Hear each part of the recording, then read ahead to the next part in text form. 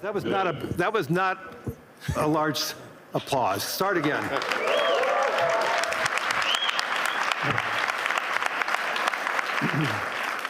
That's better. Thank you. Yeah, we're going to make this interesting. How many quotes are you going to want that are going to be after this session? I don't know. I mean, 5. Okay. So good afternoon, everyone. It's great to see everybody here. It's been an amazing week here in Davos. Hopefully everybody saw that we are having conversations here. Hopefully everybody agrees. There are some conversations that we may disagree. There's many conversations that we may have agreed, but through those conversations, and I think today's result with a peace agreement earlier today, the World Economic Forum is here to have those conversations, to have understandings, and also resolution. So it's an important component of who we and what we are, and I'm thrilled to have Elon Musk here. He came all the way from California to be here to see all of you. So thank you, Elon. You're most welcome. I heard about the formation of the Peace Summit, and I was like, is that PIEC? You know, a little piece of Greenland, a little piece of Venezuela. we got one. All we want is peace. Okay, I'm going to, as I said, I'm a pretty proud CEO of BlackRock since we went public. The compounding return of BlackRock to our shareholders was 21%. Since Elon took Tesla public, his compounded return is 43%. This is just another advertisement for everybody, especially for Europeans. This is why more citizens should be investing with growth, investing with their countries.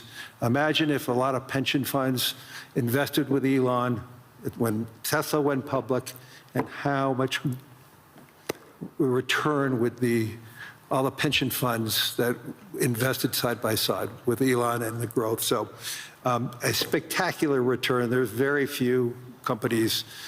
Well, I don't think there's any other company as large as Tesla today that has that compounded return. So congratulations. Oh, thank you. It's a good measurement. Well, we have an incredible team at Tesla, and that's the reason.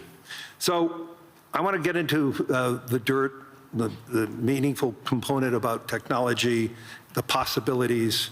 I want to talk about AI and robotics, energy, space, and the progress ultimately coming down to engineering discipline, scale, execution.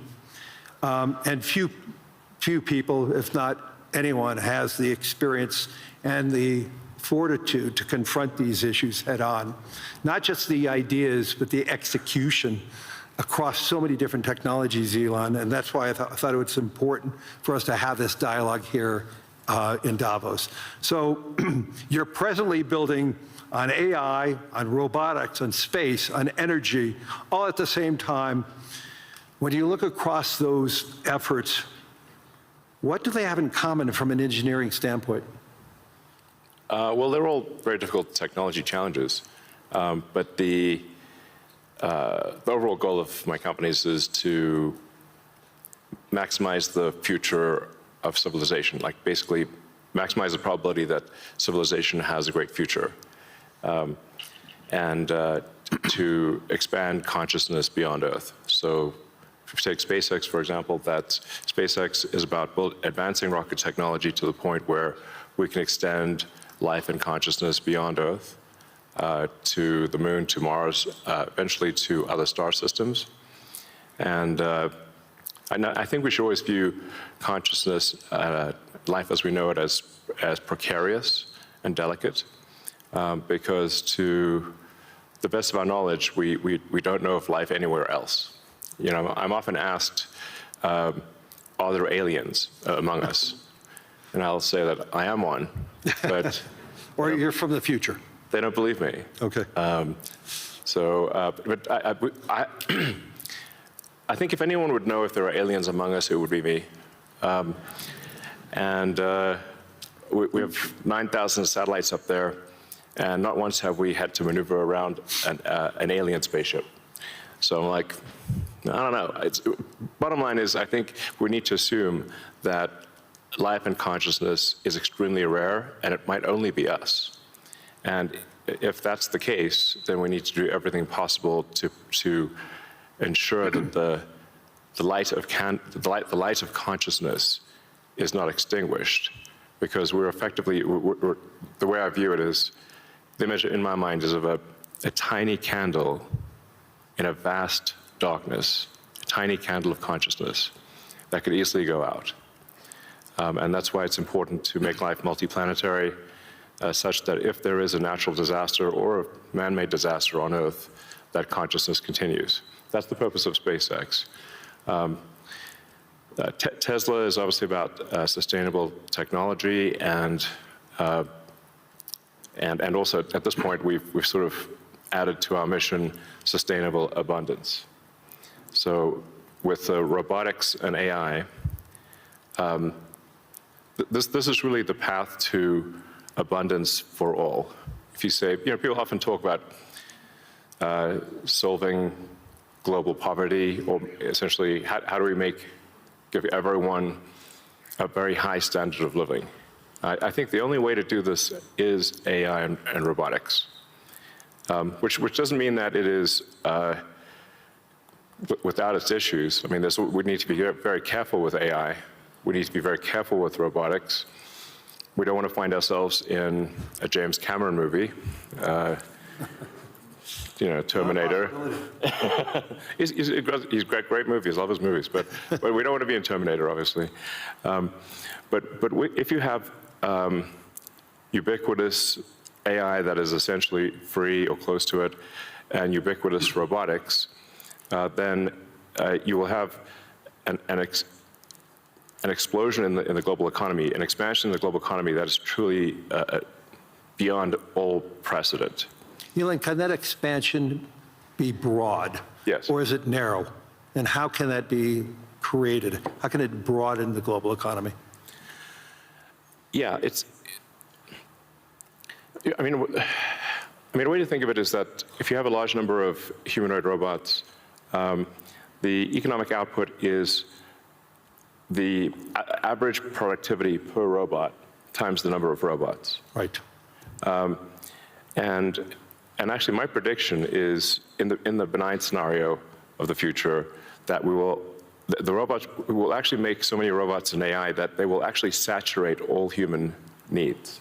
Meaning you won't be able to even think of something to ask the robot for at a certain point. Like there will be such an abundance of goods and services, because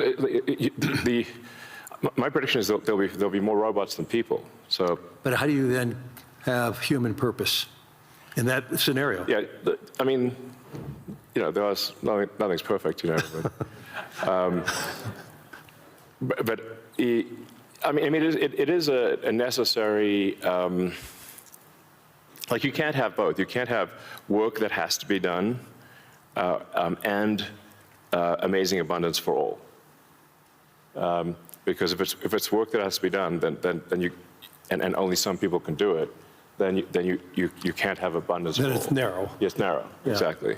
So, but if you have billions of humanoid robots, and I think there will be, I think everyone on Earth is going to have one and going to want one. Because who wouldn't want a robot to, assuming it's very safe, watch over your kids, take care of your pet. If you have elderly parents, a lot of friends of mine have said they have elderly parents. It's very difficult to take care of them. Expensive. Yeah, it's expensive, and there just aren't enough people to take care of there aren't enough young people to take care of the old people. Right. So if you had a robot that could take care of and protect an elderly parent, I think that would be great. That would be an amazing thing to have. And I think we will have those things. So, I mean, overall, I'm very optimistic about the future. I think we're headed for a future of amazing abundance, which is very cool. And definitely we are in the most interesting time in history. I think there's a more interesting time in history. Can you and I reverse aging in this new history, or are we going to see it? You know, I haven't put much time into the aging stuff. I do think it is a very solvable problem. Like you can, I think when we figure out what causes aging, I think we'll find it's incredibly obvious. It's not a subtle thing. The reason I say it's not a subtle thing is because all the cells in your body, you know, with some pretty much age at the same rate. Right. I've never seen someone with an old left arm and a young right arm ever in my life. So why is that? That means that there must be a clock, a synchronizing clock, Right. that is synchronizing across 35 trillion cells in your body. You know, there is some benefit to death, by the way. It's like there's a reason why we don't actually have a longer lifespan, because if people do live forever for a very long time, I think there's some risk of an ossification of society, of things just getting kind of locked in place, and you know, it just may become stultifying, just not lack vibrancy. But that said, do I think we'll figure out ways to extend life and maybe even reverse aging? I think that's highly likely. I'm looking forward to that. Yeah. So in the future that you talk about, the AI models, autonomous machines, rockets, depends on massive increases in compute, massive increases in energy, expensive energy, manufacturing scale. What are the bottlenecks to get there? And then, once again, with all that expenditures, again, how can we make sure that it's broad and not narrow?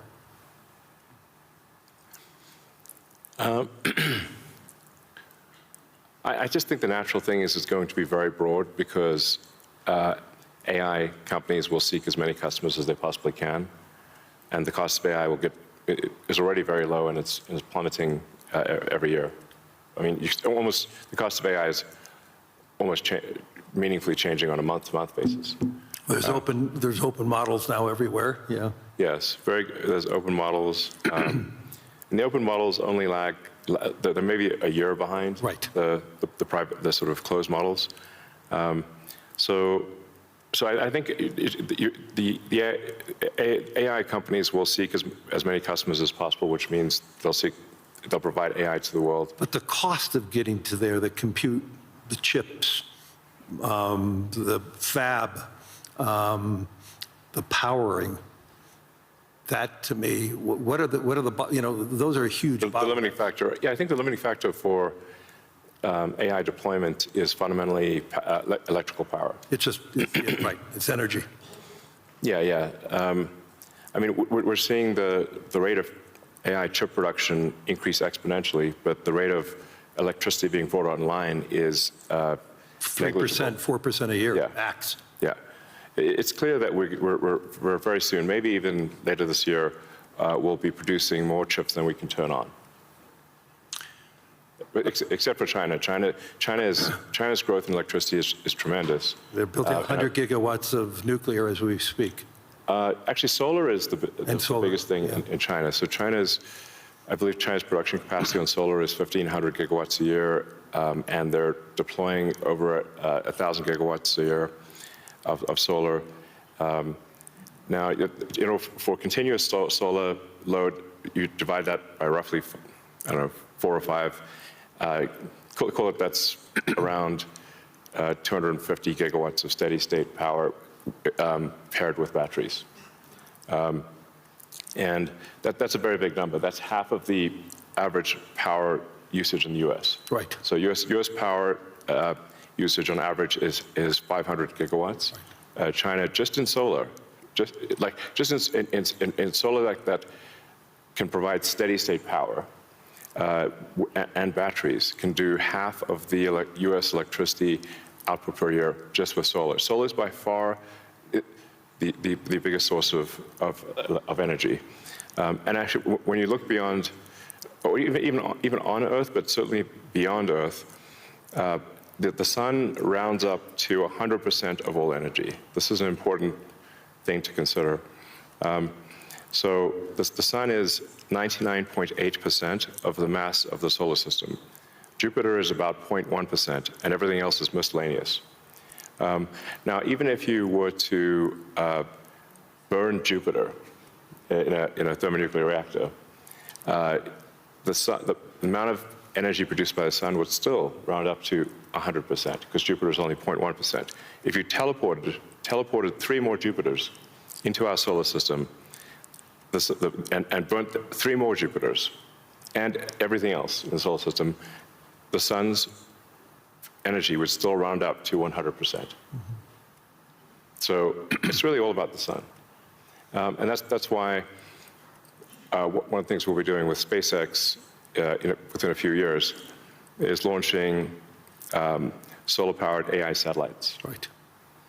Because the space is really the source of immense power, and then you don't need to take up any room on Earth. There's so much room in space, and you can scale to enormous.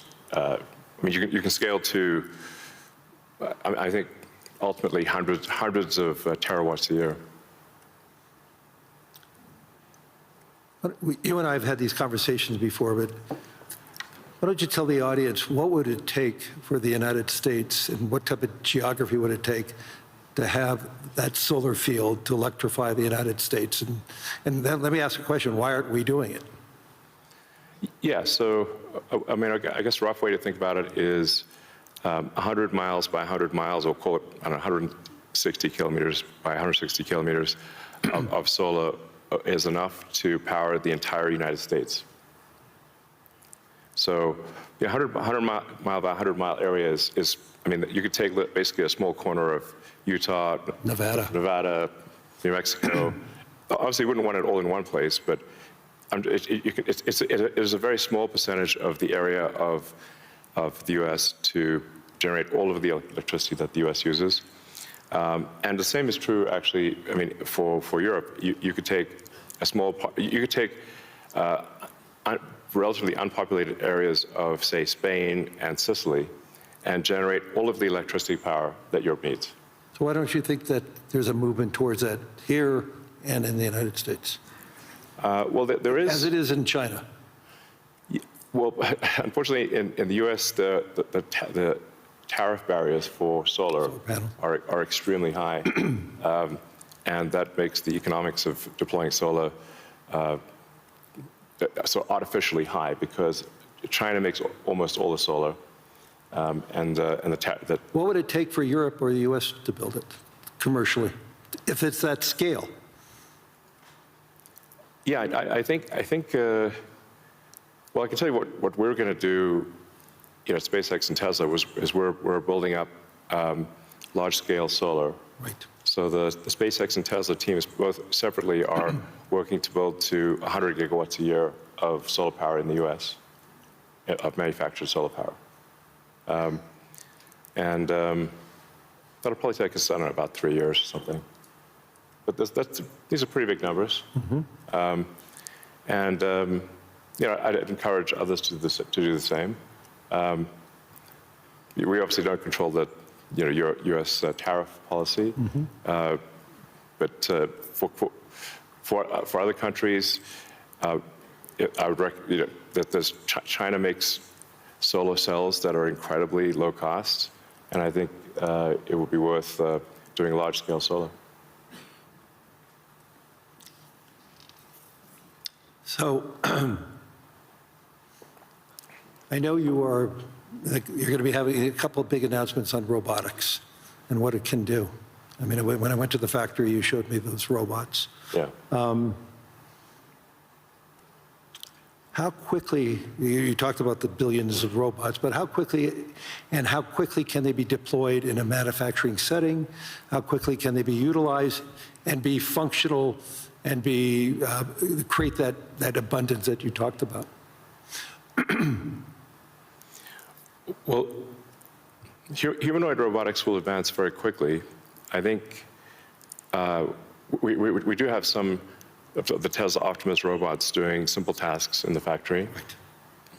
We expect probably later this year.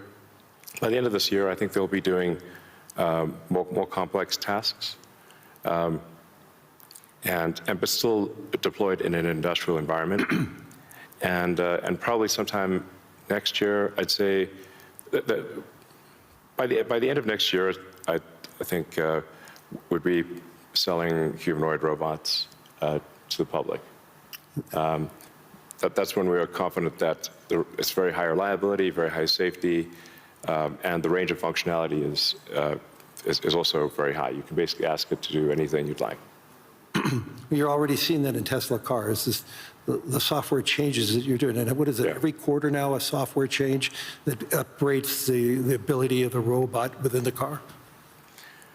Yes, the Tesla full self-driving software, we update it sometimes once a week. Recently, some of the insurance companies have said that it is actually so safe, when Tesla full self-driving is so safe that they're offering customers half-price insurance if they use Tesla full self-driving in their car. And that can be monitored by the insurance company? Is that part of the agreement then? Yeah.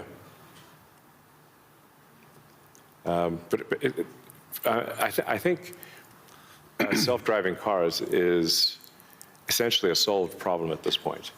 Right. And Tesla's rolled out a sort of robo-taxi service in a few cities, and right. will be very, very widespread by the end of this year within the US. And then we hope to get supervised full self-driving approval in Europe, hopefully next month. Really that quickly? Yeah, and then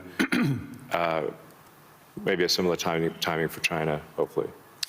I want to move to space because historically space is very capital intensive. It historically been done by governments. Obviously SpaceX changed the whole model. But we've seen it slow to scale, and now I'm starting to see it ramping up in what you're doing and other things. Talk to us about the automation and AI, how it's changing the economics in building and preparing for us in operating in space. Sure. Well, the key breakthrough the major breakthrough that SpaceX is hoping to achieve this year is full reusability. So no one has ever achieved full reusability of a rocket, which is very important for the cost of access to space. We've achieved partial reusability with Falcon 9 by landing the boost stage. We've now landed the boost stage over 500 times. But we have to throw away the upper stage. The upper stage sort of burns up on re-entry for Falcon 9. So, and the cost of that is equivalent to a small to medium-sized jet. So, but with Starship, which is a giant rocket, it's the largest flying machine ever made. That's the rocket that you're using for the idea of going to Mars, right? Yeah, Mars and the Moon, as well as for high-volume satellite stuff.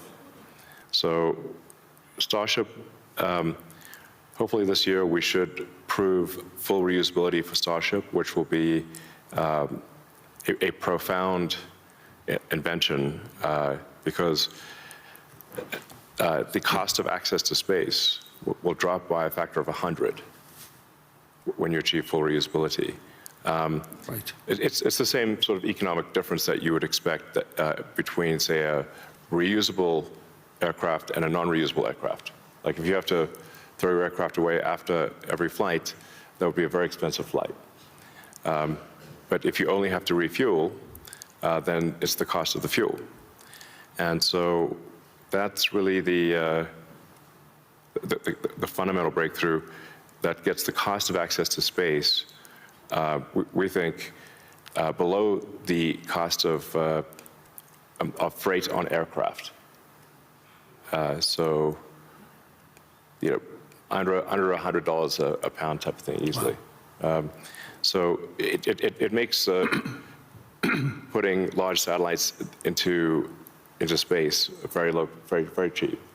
And then when you have solar in space, you get 5 times more effectiveness, maybe even more than that, than solar on the ground, because it's always sunny. It's cold.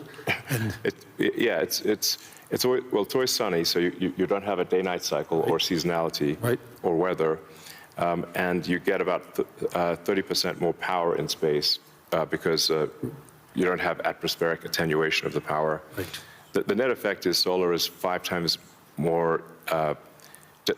Any given solar panel will do 5 times more energy in space than on the ground. Is there any capacity in doing that and then taking that power and bringing it back to Earth? Is there any way of doing that, or you're just taking that power and utilizing it for the needs, like building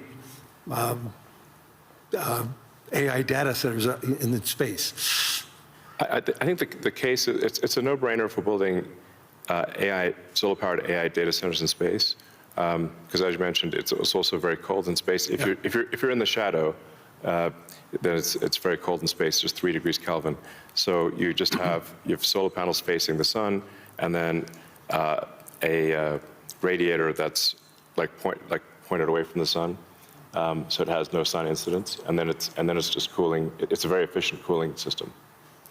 So net effect is that the lowest cost place to put AI will be space, and that'll be true within 2 years, maybe 3 at the latest. Wow.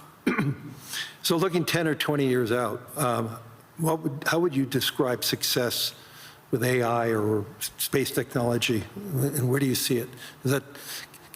Are you more certain what's going to happen in the next 3 years, or 5 or 10? I don't know what's going to happen in 10 years, but the rate at which AI is progressing, I think we might have AI that is smarter than any human by the end of this year, and I would say no later than next year. Wow. And then probably by 2030 or 2031, call it 5 years from now, AI will be smarter than all of humanity collectively. We only have a number of minutes left, but I want to humanize you for a second. So there's no speculation that you're... Make a joke about peace. Right. I want to... I would frame this question by, you are the most successful entrepreneur, industrialist in the 21st century, maybe beyond. I want to really get this, what inspired you? Who's inspired you? What was the foundation of your curiosity? And importantly, was there an aha moment, an epiphany at any time in your life and career?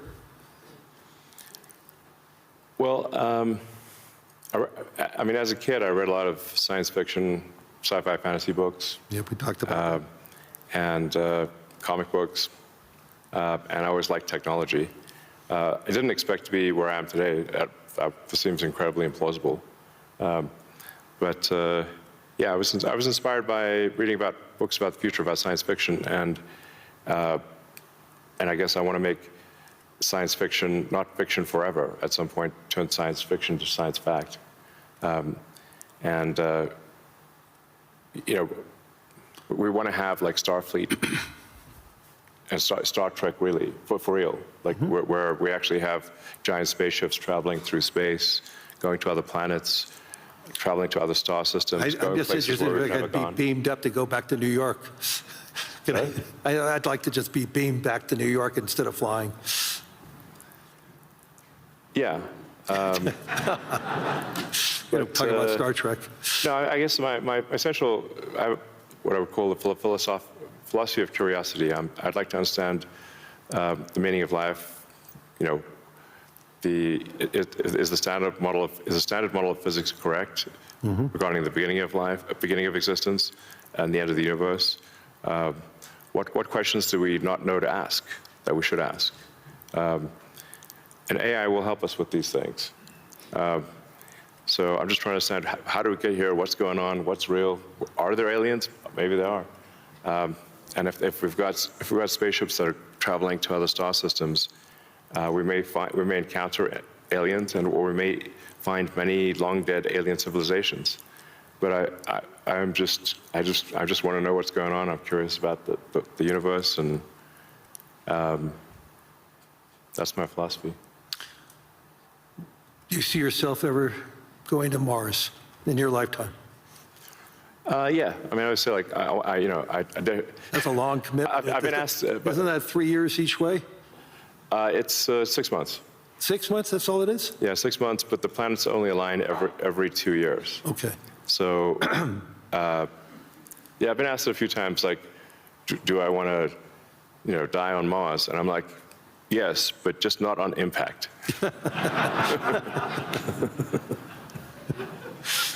That's a good answer. Anyway, we're out of time. Hopefully everybody enjoyed this. I mean, there's so many myths around Elon Musk. I could tell you he's a great friend, and I constantly learn so much from him. And I'm totally inspired by what he has done. I've been inspired who he is, and I'm totally inspired by his vision of the future.